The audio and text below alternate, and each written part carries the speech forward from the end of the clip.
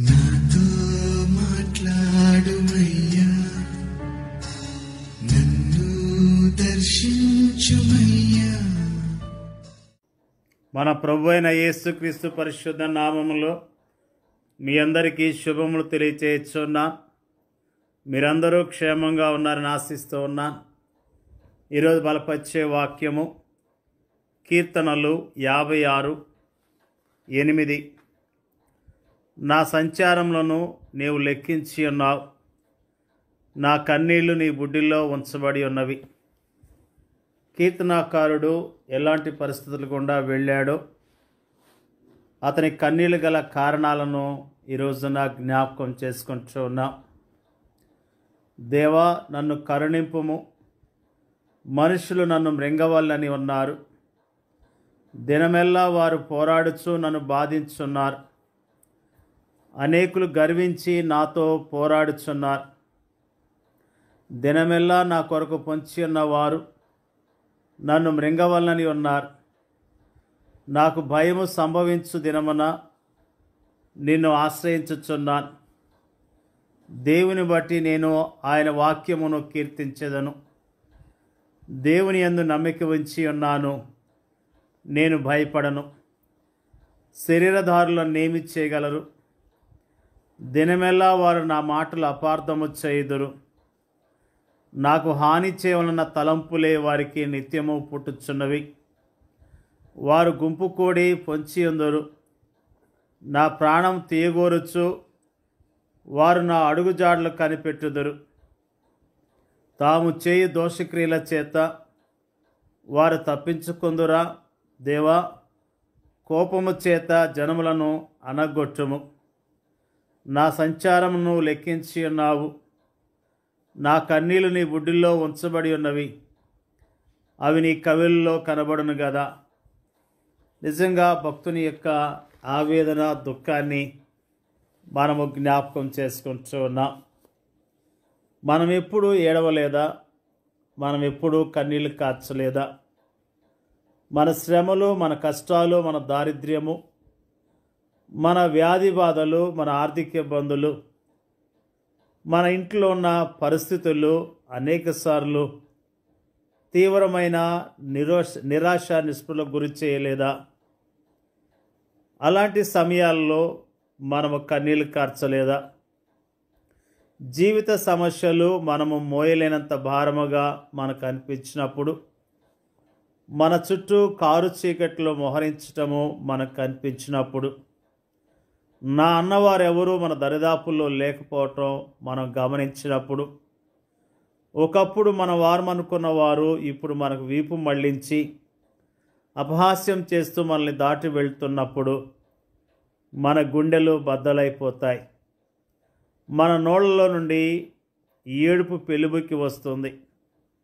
మన కళ్ళల్లో నుండి కన్నీళ్లు కట్టలు తెచ్చుకొని ప్రవహిస్తాయి.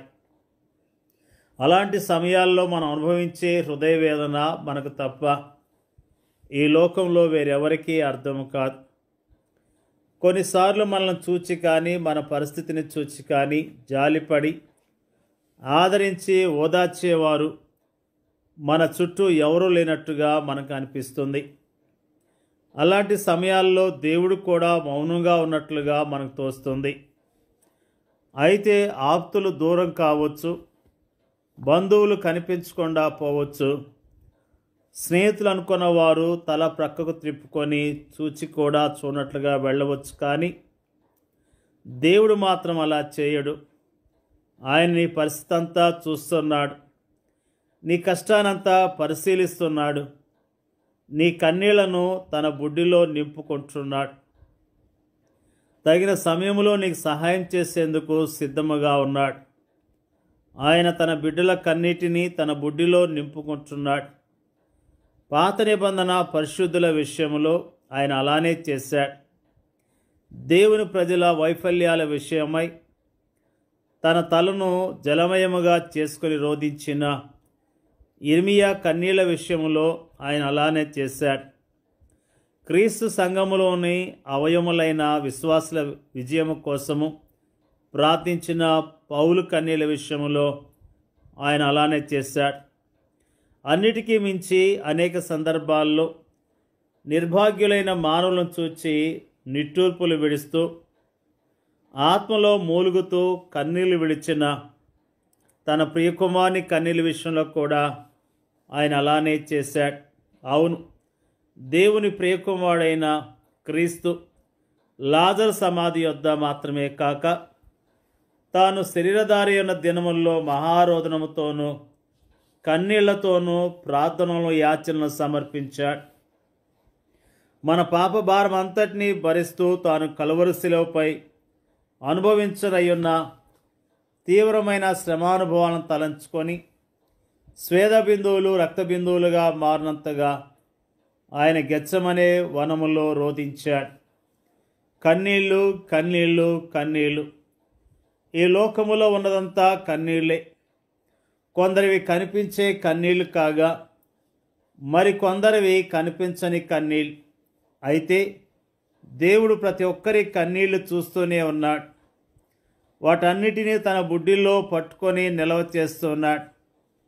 వాటిని గురించి తన గ్రంథములో రాసుకుంటున్నాడు. కానీ దేవుడు వాటిని ఎందుకు అనుమతిస్తున్నట్లు, తన పట్ల భయభక్తులు కలిగిన వారిని సహా ఆయన ఎందుకు తీవ్రమైన శ్రమల కొలిమి ద్వారా నడిపిస్తున్నట్టు, ఈ లోకములో ఎలాంటి శ్రమలు కానీ కష్టాలు కానీ లేని నెమ్మదైన జీవితాన్ని జీవించాలని మనం కోరుకుంటున్నాం.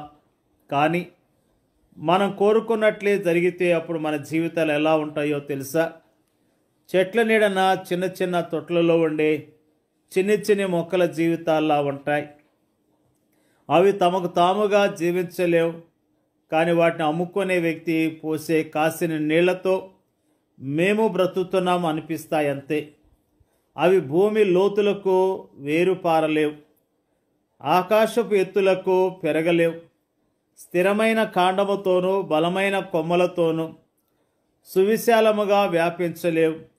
అవి తీవ్రమైన ఎండ, గాలి, వర్షం లాంటి మారే వాతావరణ పరిస్థితులకు ఏమాత్రమో తట్టుకోలేవు.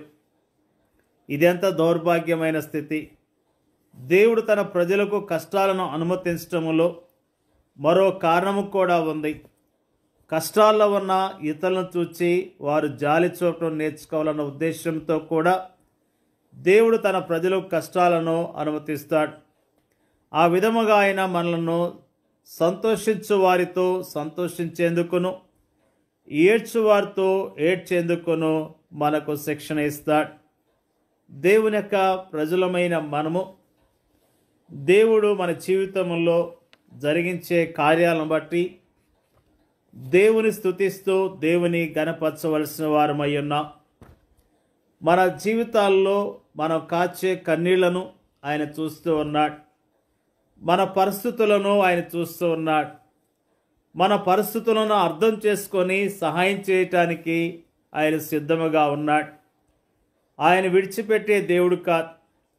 తన ప్రజలు కన్నీళ్లు కాచారని దేవుడు మోషేతో మాట్లాడుతూ నేను దిగి వచ్చానని ఆయన అంటూ ఉన్నాడు. నిజంగా ఇజ్రాయేలు ప్రజలు కన్నీళ్లు కాస్తూ రోధించినప్పుడు ఆయన దిగి వచ్చి మోషేతో మాట్లాడినట్లుగా దేవుని యొక్క వాక్యము తెలియజేస్తున్నది. ఆయన మనతో మాట్లాడతాడు. మన పరిస్థితులు తగిన జవాబునిస్తాడు. ఓపికతో విశ్వాసంతో ఎదురు చూస్తూ జీవిద్దాం, ఆయన మహింపరుద్దాం. దేవుడి యొక్క వాక్యాన్ని దీవించును గాక. పరిశుద్ధులైన తండ్రి, స్తోత్రాలు తెలియజేస్తూ ఉన్నా. భక్తుని యొక్క ఆవేదన, కన్నీళ్లు, వాటన్నిటినీ జ్ఞాపకం చేసిన విధానం బట్టి స్తోత్రాలు తెలియజేస్తూ ఉన్నా. మా జీవితాల్లో కన్నీళ్ల గుండా వెళ్తున్నప్పుడు ధైర్యముగా ఉండటానికి, విశ్వాసంతో నీ కొరకు జీవించడానికి సహాయం చేయండి అయ్యా. నీకు వందనాలు అయ్యా. దుఃఖముతో, ఆయాసంతో ఎంతో కుమిలిపోతున్న బిడ్డలను మీరు జ్ఞాపకం చేసుకోండి. కుమిలిపోతున్న బిడ్డలను మీరు ఓదార్చండి, ధైర్యపరచండి అయ్యా. మరి ఎంతో దుఃఖాన్ని చెప్పుకోలేంత బాధ కలిగి కృంగిపోతున్న ప్రతి బిడ్డను జ్ఞాపకం చేసుకొని వారి ధైర్యపరచండి, బలపరచండి అయ్యా. నీకు స్తోత్రాలు.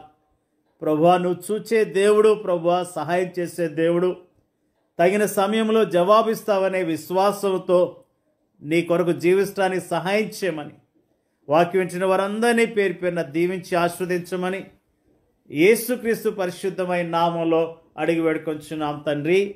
ఆమెన్.